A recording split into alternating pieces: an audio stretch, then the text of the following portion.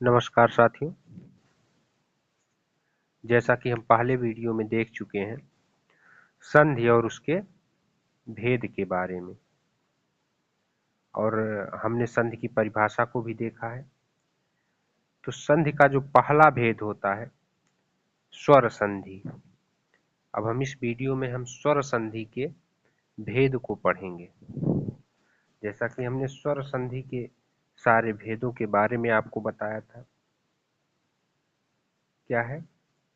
पहला है दीर्घ स्वर संधि, दूसरा गुण स्वर संधि, वृद्धि स्वर संधि, यण स्वर संधि और अयादि स्वर संधि। ये 5 किसके भेद थे? स्वर संधि के भेद थे। और सबसे महत्वपूर्ण जो हमने आपको याद करने के लिए कहा था वह यह था कि स्वर संधि को अच संधि भी कहते हैं। और हाँ, बिल्कुल, सबसे महत्वपूर्ण यही था कि स्वर संधि को अच संधि कहते हैं। ठीक ना? अब हम स्वर संधि के पहले भेद को पढ़ेंगे, जिसका नाम है दीर्घ स्वर संधि। तो दीर्घ स्वर संधि का जो सूत्र है वह सूत्र है अकः सवर्णे दीर्घ। अकः सवर्णे दीर्घ।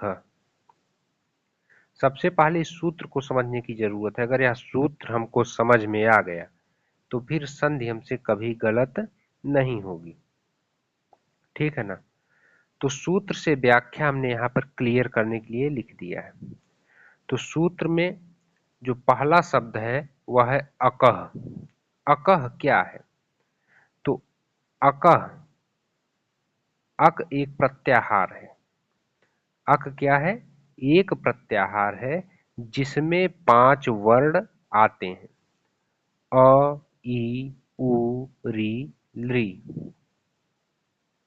ऐसा नहीं कि सिर्फ इसमें ह्रस्व अ और ह्रस्व ई ही आएंगे।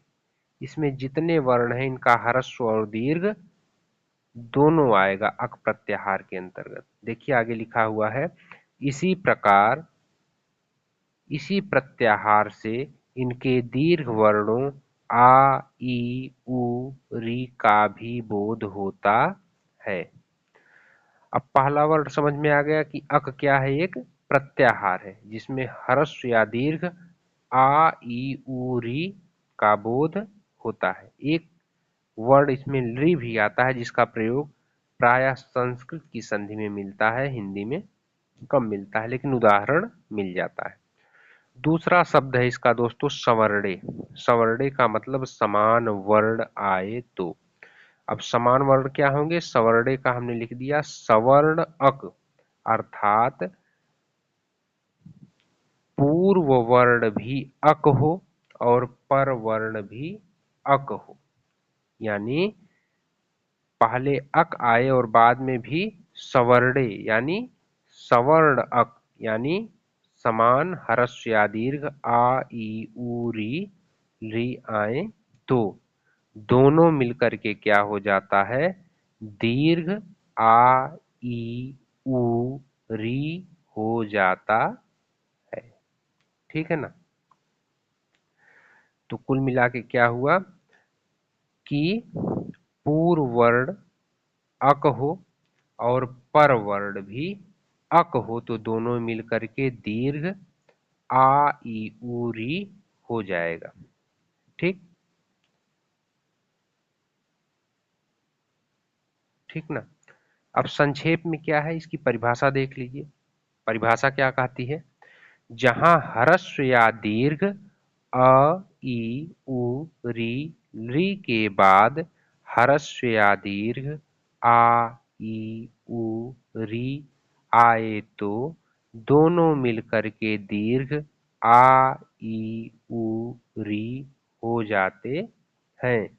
तो वहां पर क्या होती है? दीर्घ संधि होती है। ठीक।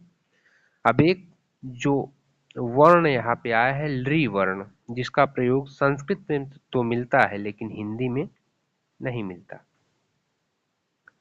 तो क्या हुआ? संस्कृत में री और लृ को आपस में सवर्णी कहा गया है। देखिए हमने लिखा है री और ली आपस में सवर्णी होते हैं, इसलिए ली वाले उदाहरण में संधि होने पर दीर्घ री ही हो जाता है। मतलब री के साथ री आए तब भी दीर्घ री होगा, और री के साथ री अगर आता है तब भी दीर्घ री ही होगा, री नहीं होगा। यानी री और री को आपस में समान माना गया है, ठीक ना। तभी तो इसमें कहा गया है कि दोनों तरफ समान वर्ण आने पर, समान स्वर आने पर उनका दीर्घ हो जाएगा। तो री और री को संस्कृत में आपस में क्या माना गया है? सवर्णी माना गया है, ठीक है। जैसे हमने एक उदाहरण भी यहाँ पे लिया है कि आपको तुरंत समझ में आ जाए। जैसे एक उदाहरण है होत्रिकार। अब इसका संधि विच्छेद हो सकता है होत्रिधन रीकार। होत्रि जोड़ रीकार करेंगे तो भी होत्रिकार होगा, और होत्रिधन लीकार करेंगे तो भी होत्रिकार ही होगा। दोनों में देखिए दीर्घ री दिखाई दे रही है। हिंदी में जब उदाहरण देता है दोस्तों, तो कहीं कहीं दीर्घ री नहीं बनाता है, ऐसे ही दे देता है। तो जहां पर इस तरीके का उदाहरण दिखे होत्रिकार, मातृणाम, वहां पर क्या होगा? दीर्घ संधि होगी। दीर्घ री ऐसे बना रहता है, यही 2 बार हो जाता है, ये ऐसे ही, ठीक ना। अब नियम को संक्षेप में जान लेते हैं।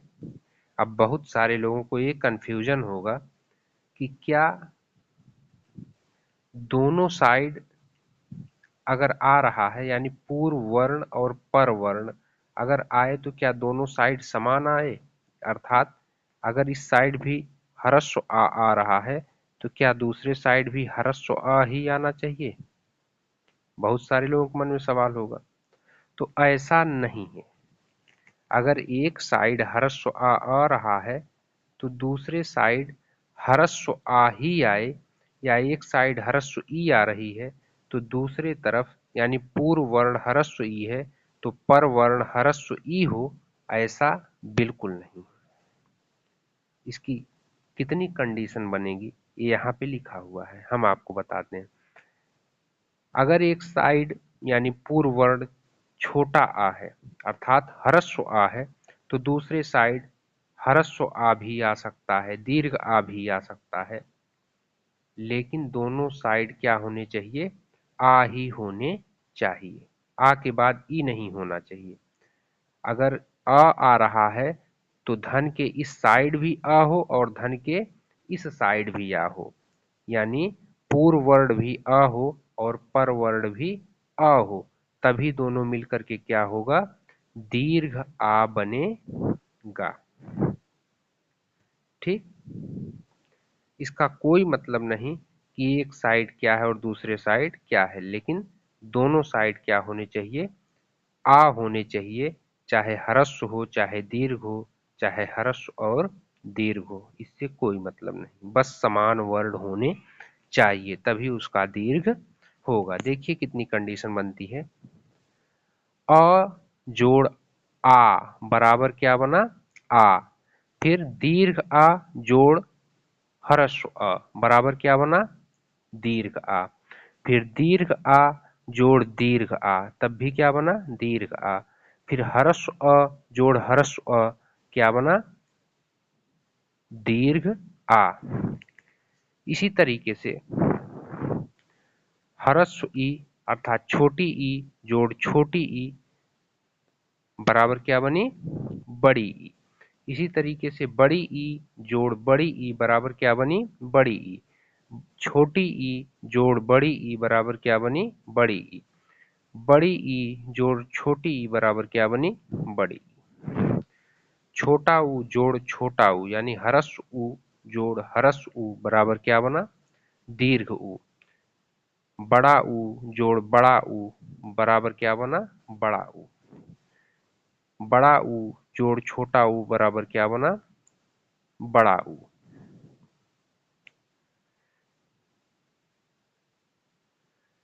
छोटा ऊ जोड़ बड़ा ऊ बराबर क्या बना? बड़ा ऊ। री जोड़ री बराबर क्या बना, बड़ी री यानी दीर्घ री। री और जोड़ री बराबर क्या बना, दीर्घ री। तो मुझे लगता है कि आपका डाउट यहाँ पे क्लियर हो गया होगा कि ये जरूरी नहीं कि ह्रस्व के साथ ह्रस्व वर्ण ही आए, दीर्घ के साथ दीर्घ वर्ण ही आए। बस ये जरूरी है कि अगर आ रहा है तो दूसरी साइड आ ही आए, यानी पूर्व वर्ण अगर आ है तो दूसरी साइड आ ही हो, चाहे एक ह्रस्व हो, चाहे एक दीर्घ हो, चाहे दोनों दीर्घ हो, चाहे पहला वाला ह्रस्व हो दूसरा वाला दीर्घ हो, चाहे पहला वाला दीर्घ हो दूसरा वाला ह्रस्व हो, इससे कोई मतलब नहीं। बस दोनों साइड समान स्वर आने चाहिए तो उनका योग हो करके दीर्घ वर्ण हो जाता है। हमें लगता है कि यहाँ तक क्लियर हो गया होगा। ठीक दोस्तों, अब हम इसके उदाहरण की तरफ चलते हैं।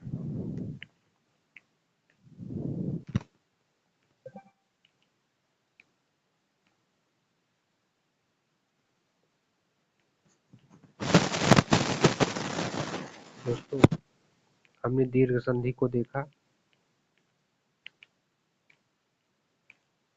और दीर्घ संधि की हमने परिभाषा देखी।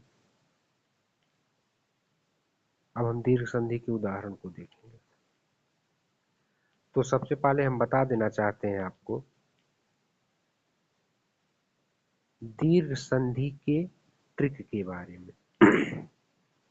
दीर्घ संधि के उदाहरण को पहचानने की ट्रिक क्या है। मान लीजिए आपको संधि विच्छेद करने के लिए नहीं देता है और सीधे सीधे उदाहरण दे देता है और पूछ लेता है कि निम्नलिखित में कौन सी संधि होगी, तो आप फिर कैसे पहचानिएगा। तो उसका तरीका क्या है पहचानने का। तो दीर्घ संधि पहचानने का ट्रिक क्या है। दीर्घ संधि पहचानने का ट्रिक यही है दोस्तों कि अगर कहीं आपको बड़ा आ की मात्रा यानी दीर्घ आ की मात्रा,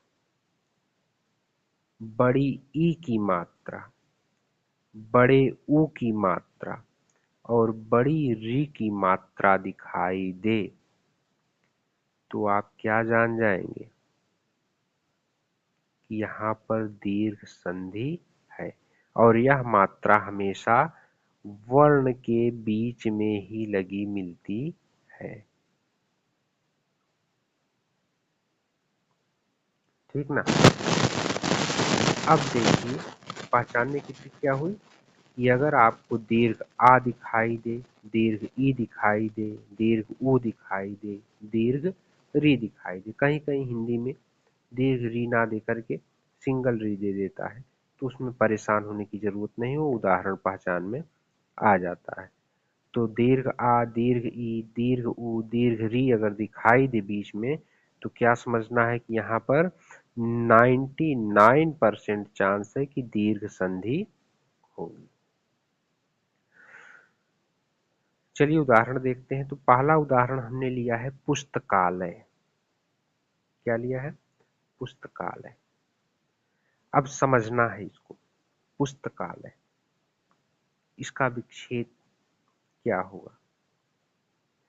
तो पुस्तकालय का संधि विच्छेद। अब मान लीजिए आपको शब्द दे दिया और आपसे संधि नहीं पूछा। संधि पूछेगा तो आप देख गए पुस्तकालय में बड़ा आ दिखाई दे रहा है, इसका मतलब 99% चांस है कि दीर्घ संधि होगी। लेकिन मान लीजिए आपको पुस्तकालय शब्द दे दिया और क्या कह दिया कि इसका आप संधि विच्छेद करिए। ध्यान से समझिएगा, यहीं आपका डाउट क्लियर हो जाएगा। आज के बाद कहीं संधि पढ़ने की, दीर्घ संधि पढ़ने की जरूरत नहीं पड़ेगी।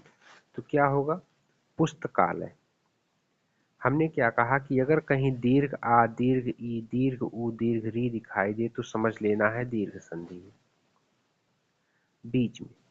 तो यहाँ पर हमने जब पुस्तकालय पढ़ा तो बीच में हमको किसकी मात्रा दिखाई पड़ रही है, हमको दिखाई पड़ रही है बड़ा आ यानी दीर्घ आ की मात्रा दिखाई पड़ रही है।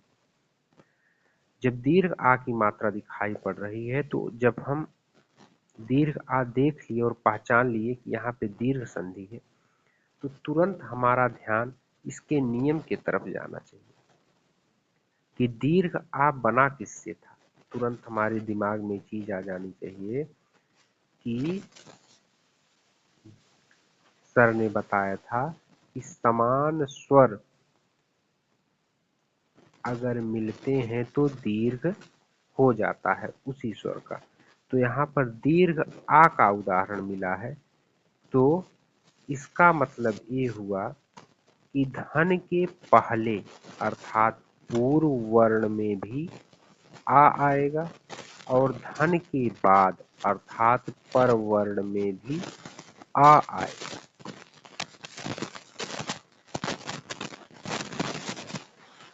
जब दोनों तरफ आ आएगा तो वही दोनों तरफ से मिल करके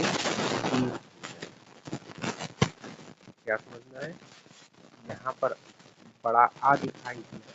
जब बड़ा आ दिखाई दिया तो हमको क्या समझ जाना है कि जब भी हम इसका संधि विच्छेद करेंगे तो धन के बाएं अर्थात पूर्व वर्ण में भी आ आना चाहिए और धन के बाएं अर्थात पर वर्ण में भी आ आना चाहिए। यही इसका संधि विच्छेद का नियम है, दोनों मिलकर के दीर्घ हो जाएगा। हाँ, बस ध्यान इतना रखना है कि जब हम विच्छेद करेंगे तो इतना तो हमको पता है कि धन के दोनों साइड, चूंकि आ वाला उदाहरण है तो धन के दोनों साइड ही आ ही आएगा, तभी तो दीर्घ आ होगा। लेकिन हम ये नहीं डिसाइड कर सकते कि पूर्व वर्ण में दीर्घ आ आएगा कि ह्रस्व आ आएगा या पर वर्ण में ह्रस्व आ आएगा कि दीर्घ आ आएगा। दीर्घ आ तो दोनों कंडीशन में होगा, चाहे ह्रस्व ह्रस्व से मिले तब भी दीर्घ होगा, दीर्घ दीर्घ से मिले तब भी दीर्घ होगा, ह्रस्व दीर्घ से मिले तब भी दीर्घ होगा। लेकिन ये हम कैसे डिसाइड करेंगे, हम तो इतना जान जाएंगे कि धन के पहले भी आ होगा और धन के बाद भी आ होगा, इतनी चीज हम जान जाएंगे क्योंकि दीर्घ आ वाला उदाहरण है। तो ये चीज हम डिसाइड कर सकते हैं प्रैक्टिस से। जब हम संधि विच्छेद करेंगे तो इतना तो हमको पता है कि दोनों साइड आ ही आना चाहिए, तो इतना तो हम जान गए। लेकिन जब विच्छेद हम करेंगे तो उसी टाइम हमको पता चलेगा कि जो विच्छेद हम कर रहे हैं, जो दोनों तरफ हम शब्द रखेंगे, वे शब्द कैसे होने चाहिए, सार्थक होने चाहिए। ठीक ना। अब जैसे हम अगर कहें कि पुस्तकालय का जो संधि विच्छेद होगा वह होगा पुस्तका जोड़ अलय, तो आप कहिएगा नहीं सर गलत है, पुस्तका शब्द नहीं होता है और न अलय शब्द होता है। लेकिन आ और अ मिलके तो दीर्घ हो रहा है, आप कहिएगा लेकिन अ और आ मिलके तो दीर्घ हो रहा है, तो नहीं, यही हमको प्रैक्टिस से सीखना है कि आ और आ मिलकर के दीर्घ आ तो हो जाएगा, लेकिन जब हम संधि विच्छेद करें तो शब्द भी सार्थक होना चाहिए। तो पुस्तका जोड़ अलय नहीं होगा, बल्कि सार्थक शब्द क्या हुआ, पुस्तक जोड़ आलय, पुस्तक जोड़ आलय। अब पुस्तक क में क्या है, ह्रस्व अ है, क में क्या है, ह्रस्व अ है, और आलय में क्या है, दीर्घ अ है। अब हमने क्या किया, जब हम पुस्तक के क में से ह्रस्व अ बाहर निकाल लेंगे तो क में क्या लग जाएगा, हलंत लग जाएगा।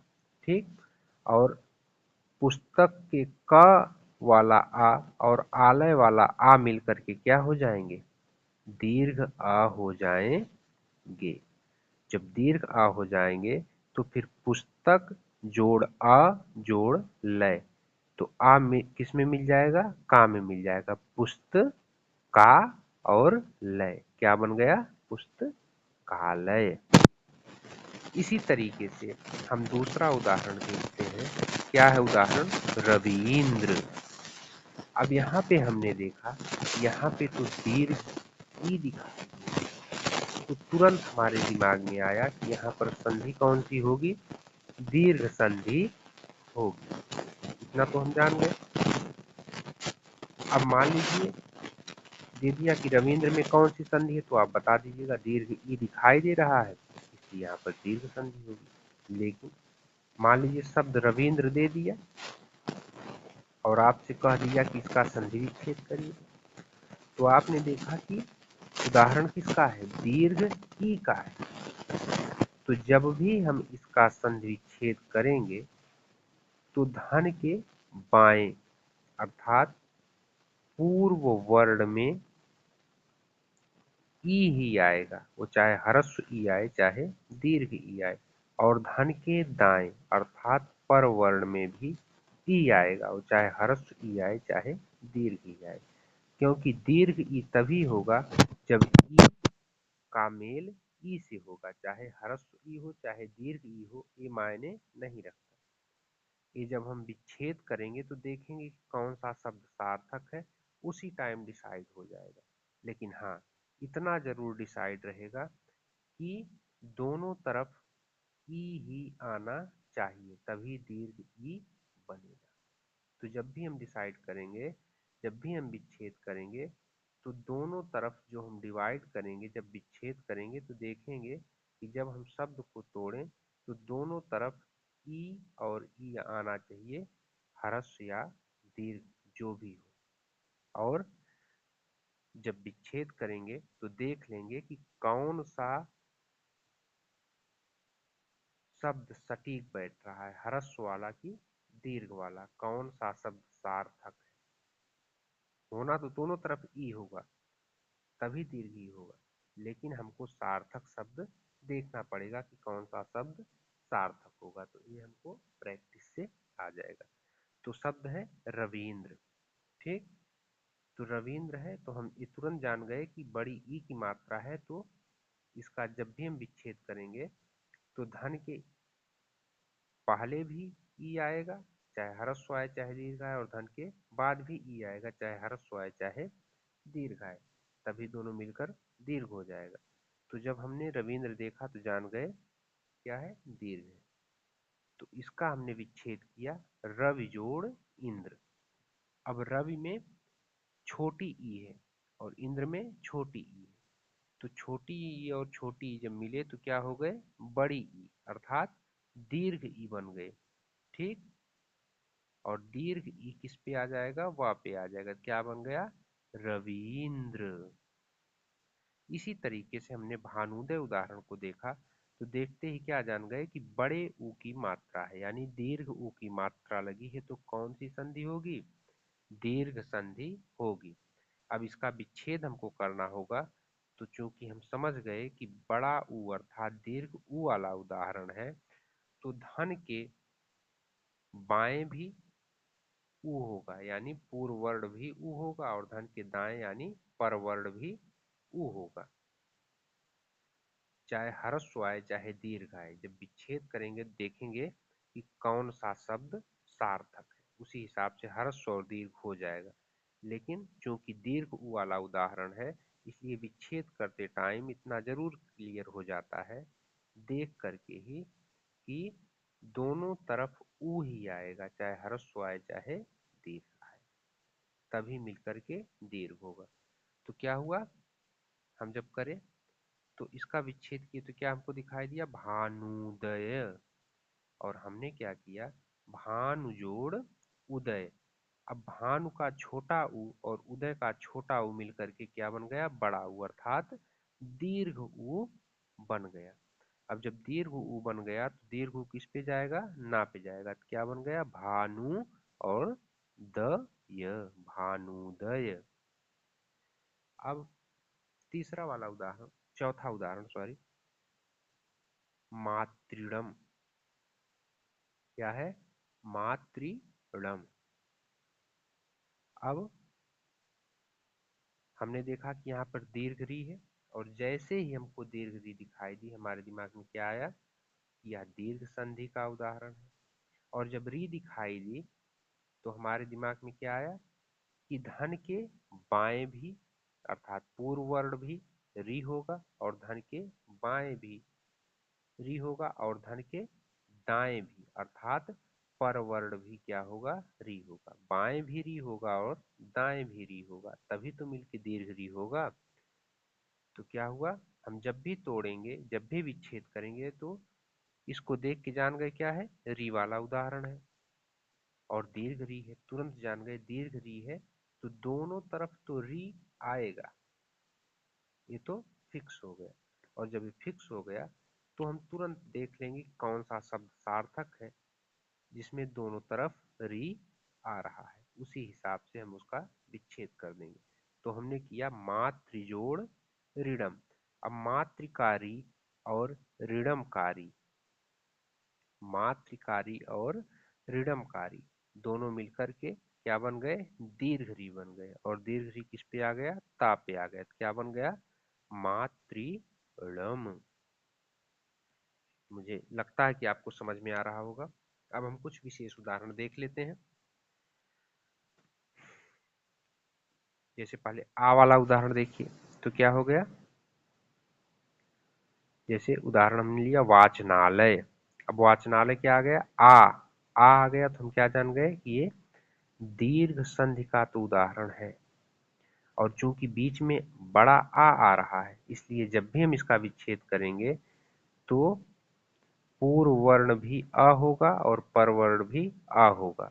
ये ह्रस्व होगा या दीर्घ होगा दोनों साइड, ये जब हम विच्छेद करेंगे तो सार्थक शब्द देख के पहचान लेंगे। और जब आपको बहुविकल्पी प्रश्न आएगा तो आप उसमें देख करके जान जाइएगा कि कौन सा शब्द सार्थक है और कौन सा निरर्थक। ये प्रैक्टिस से आ जाता है, इसके लिए टेंशन की बात नहीं है।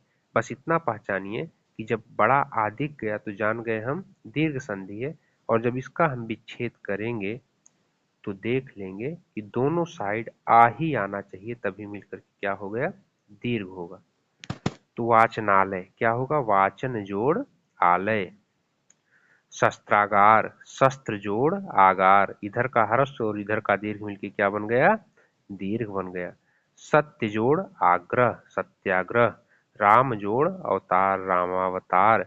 विद्या जोड़ आलय, विद्यालय। यहाँ पर देखिए दोनों तरफ क्या है, दीर्घ आया तब भी क्या हुआ, दीर्घ हुआ। अब हमने ई वाला उदाहरण देख लेना है। हमने उदाहरण लिया कपीस। अब हम देख लिए क्या है, बड़ी ई है और जब बड़ी ई यानी दीर्घ ई हमको दिखाई दे तो हम क्या जान गए कि ये दीर्घ संधि होगी। बीच में हमको दीर्घ ही दिखी इस उदाहरण में, जब उदाहरण में हमको दीर्घ ही दिखी बीच में तो हम क्या समझ गए कि यह दीर्घ संधि तो होगी। लेकिन अगर पूछ लिया आपसे कि कपीस का संधि विच्छेद करिए तो आप पहले पहचान गए कि दीर्घ ई वाला उदाहरण इसलिए दीर्घ संधि होगी। और जब भी हम इसका संधि विच्छेद करेंगे तो धन के दोनों तरफ अर्थात धन के बाएं यानी पूर्व वर्ण और धन के दाएं यानी पर वर्ण यानी दोनों तरफ ई ही आएगी, चाहे ह्रस्व आए चाहे दीर्घ आए, चाहे दीर्घ और ह्रस्व दोनों आए, मतलब दोनों तरफ ई ही आएगी, ह्रस्व दीर्घ से मतलब नहीं है। जब हम संधि विच्छेद करेंगे तो देख लेंगे कौन सा शब्द सार्थक बैठ रहा है। बस इतना देख के हमको जान जाना है कि जब बड़ी ई यहाँ पर हमको दिखाई दे रही है तो जब भी हम इसका संधि विच्छेद करेंगे तो धन के दोनों तरफ ई ही आना चाहिए, चाहे ह्रस्व हो चाहे दीर्घ हो। तो जब हमने कपीस का संधि विच्छेद किया तो क्या आया, कपि जोड़ ईस। इधर का छोटी ई यानी ह्रस्व ई और इधर की बड़ी ई यानी दीर्घ ई दोनों मिलकर के क्या बन गई, दीर्घ ई बन गई। ठीक। गौरीश, गौरी जोड़ ईस। श्रीश, श्री जोड़ ईस। महेंद्र, मही जोड़ इंद्र। परीक्षा, परिजोड़ इच्छा। देखिए इच्छा में ये सही है, इच्छा। यही चीज आपको ध्यान रखना है कौन सा शब्द सार्थक और कौन सा निरर्थक। बहुत लोग इच्छा लिख देंगे, गलत है, इच्छा। परिजोड़ इच्छा, होना तो दोनों कंडीशन में दीर्घ हो जाएगा, चाहे ह्रस्व ह्रस्व से मिले चाहे छोटी छोटी से मिले तब भी दीर्घ होगा और बड़ी ई छोटी मिले तब भी दीर्घ होगा। लेकिन हमने कहा कि बड़ी ई की मात्रा देख के तो हम पहचान लिए कि धन के दोनों तरफ ई आएगा, चाहे ह्रस्व ई मिले तब भी दीर्घ ई होगा, दीर्घ ई दीर्घ मिले तब भी दीर्घ होगा, ह्रस्व दीर्घ मिले तब भी दीर्घ होगा। लेकिन हम जब संधि विच्छेद करेंगे तो चूंकि इतना तो हमको ध्यान रखना है कि दोनों तरफ ई होगा, लेकिन दोनों तरफ सार्थक शब्द हो यह भी ध्यान रखना है। तो परिजोड़ इच्छा नहीं होगा, परिजोड़ इच्छा होगा। वो वाला उदाहरण देख लेना है। अब लघूर्मी, हमको बड़ा ऊ दिखाई दे दिया, हम क्या जान गए, दीर्घ संधि का उदाहरण है। और जब बड़ा ऊ दिखाई दे दिया तो हम जान गए धन के दोनों तरफ ऊ ही आएगा, चाहे ह्रस्व या दीर्घ कोई भी आए। यह कब डिसाइड हो जाएगा, जब हम विच्छेद करेंगे तो देख लेंगे कि कौन सा सार्थक शब्द सटीक बैठ रहा है। लेकिन इतना डिसाइड हो जाएगा विच्छेद करते समय कि चूंकि दीर्घ ऊ का उदाहरण है इसलिए धन के दोनों साइड ऊ ही आएगा। तो लघुर्म का हमने क्या किया, लघु जोड़ ऊर्म, इधर का छोटा ऊ यानी ह्रस्व ऊ और इधर का बड़ा ऊ दोनों मिलकर क्या बन गए, दीर्घ ऊ बन गए। सु जोड़ उक्ति, सुक्ति। भू जोड़ ऊर्जा, भूर्जा। वधु जोड़ उत्सव, वधूत्सव। साधु जोड़ उदय, साधु उदय। अब री वाला उदाहरण देख लेते हैं। री वाले उदाहरण में री भी एक शब्द आता है, री भी एक वर्ण आता है, सब वर्ण। री क्या है, एक वर्ण है। तो री भी एक वर्ण आता है और हमने बताया था पहले कि री और री आपस में क्या है, सवर्णी। तो चाहे री और री मिले तब भी दीर्घ री होगा और चाहे री और री मिले तब भी दीर्घ री होगा। हम ये उदाहरण हैं, जैसे होत्रिकार। तो हम देखिए दीर्घ री दिखाई दिया तो हम तुरंत जान गए कि कौन सा संधि है, दीर्घ संधि जान गए। तो धन के पूर्व में भी दीर्घ, धन के पूर्व में भी री होगा और धन के पर में भी री होगा, यानी धन के पहले भी री होगा और धन के बाद भी री होगा, दोनों मिलकर के दीर्घ री हो जाएंगे। लेकिन कहा गया री और री आपस में सवर्णी हैं, इसलिए अगर धन के पहले री है और धन के बाद री आता है तब भी गलत नहीं होगा, दोनों मिलकर के दीर्घ री ही हो जाएंगे। तो दोनों इसमें सही होगा। होत्रिकार में चाहे होत्र धन री कार करें तब भी री और री मिलकर के दीर्घ री हो गया, चाहे हम होत्र धन री कार करें तब भी री और री मिलकर के क्या होगा, दीर्घ री होगा। तो दोनों कंडीशन में होत्रिकार बनेगा। होत्रिकार का दोनों विच्छेद सही होगा क्योंकि री और री को दोनों को सवर्णी माना गया है, दोनों मिलने पर दीर्घ री ही होगा।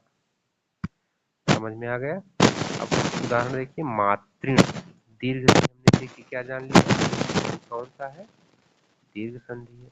अब जब दीर्घ संधि है तो धन के पहले भी री आएगा और धन के बाद भी री आएगा, तो क्या करते हैं हम, मातृण में मातृ जोड़ ऋण।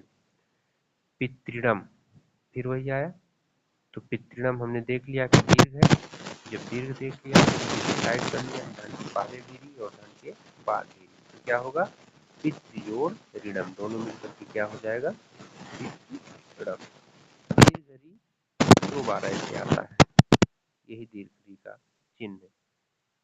हिंदी में कभी कभी गलती कर देता है, एक ही री देता है, लेकिन इस टाइप का उदाहरण अगर मिले जहां पर संधि विच्छेद करके आप देखें दोनों साइड अगर री दिखाई दे तो क्या हो जाएगा, दीर्घ संधि हो जाएगा। ठीक, तो संक्षेप में समराइज कर देते हैं, क्या पहचानना है आपको, कहीं भी अगर बड़ा आ, बड़ी ई, बड़ा ऊ और री दिखाई देता है, बड़ी री दिखाई देती है, तो आपको क्या समझ जाना है कि यहाँ पर दीर्घ संधि होगा। और विच्छेद करते टाइम ध्यान देना है कि बीच में किस वर्ण की दीर्घ वाली मात्रा लगी। जैसे अगर आ की, जैसे पुस्तकालय में आ की मात्रा लगी थी, तो हम क्या जान गए कि जब भी हम इसका संधि विच्छेद करेंगे तो धन के पहले भी आ आएगा और धन के बाद भी आ आएगा, चाहे ह्रस्व आए या दीर्घ आए। ये जब हम विच्छेद करेंगे तो देख लेंगे कि कौन से शब्द की सार्थकता है। ठीक ना? तो हमें उम्मीद है कि समझ में आती है तो अपने दोस्तों को लाभ जरूर